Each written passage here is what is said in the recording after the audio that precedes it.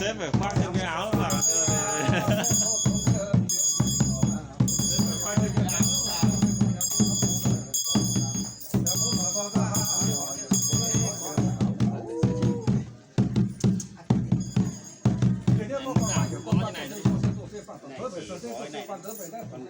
Các sự kiện nó có khác, ví dụ như đám cưới thì nó lại có khác, đám có khác, đánh nhảy lửa nó lại có khác. Khi nào